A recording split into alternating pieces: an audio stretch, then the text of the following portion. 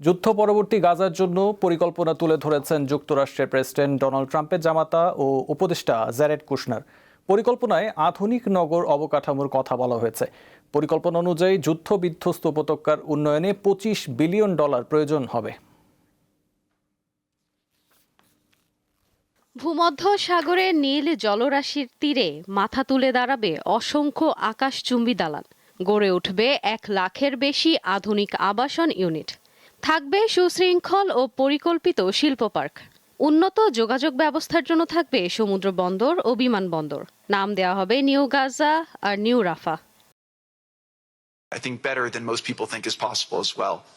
সুইজারল্যান্ডের দাভোসে বিশ্ব অর্থনৈতিক ফোরামের মঞ্চে দাঁড়িয়ে এ স্বপ্ন দেখিয়েছেন যুক্তরাষ্ট্রের প্রেসিডেন্ট ডোনাল্ড ট্রাম্পের জামাতা ও আবাসন ব্যবসায়ী জ্যারেড কুশনার।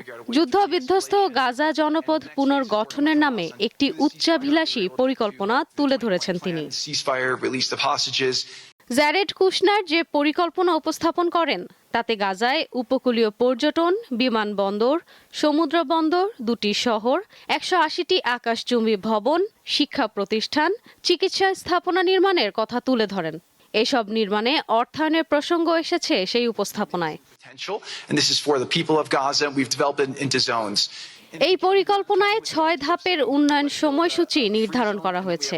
এই কার্যক্রম শুরু হবে গাজার দক্ষিণাঞ্চল থেকে এবং ধাপে ধাপে উত্তরের দিকে এগোবে। কেন্দ্রীয় এলাকায় হবে আবাসিক পাড়া ও শিল্পাঞ্চল। 2035 সালের মধ্যে গাজার সম্ভাব্য জিডিপি হবে $10 বিলিয়ন। ওই সময় প্রতিটি পরিবারের গড় বার্ষিক আয় হবে $13,000 বেশি। পরিকল্পনায় হামাসের নিরস্ত্রীকরণও রয়েছে।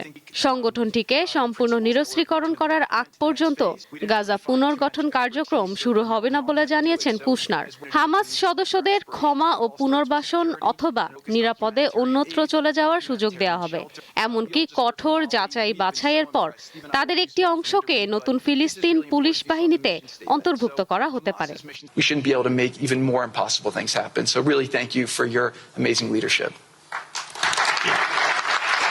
যুক্তরাষ্ট্রের প্রেসিডেন্ট ডোনাল্ড ট্রাম্প প্রশাসন এই প্রস্তাবকে গাজা পুনর্গঠনের মহৎ উদ্যোগ বললেও এখানে ফিলিস্তিনিদের মৌলিক অধিকারের কোনো বুলি নেই।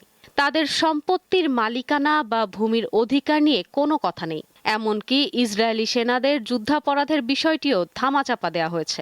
অথচ পরিকল্পনা করা হচ্ছে বিশাল বিশাল চকচকে ইমারত গড়ার। ট্রাম্পের এই তথাকথিত মাস্টার প্ল্যানকে সাম্রাজ্যবাদী দৃষ্টিভঙ্গি অভিহিত করে এর তীব্র সমালোচনা করেছেন বিশেষজ্ঞরা।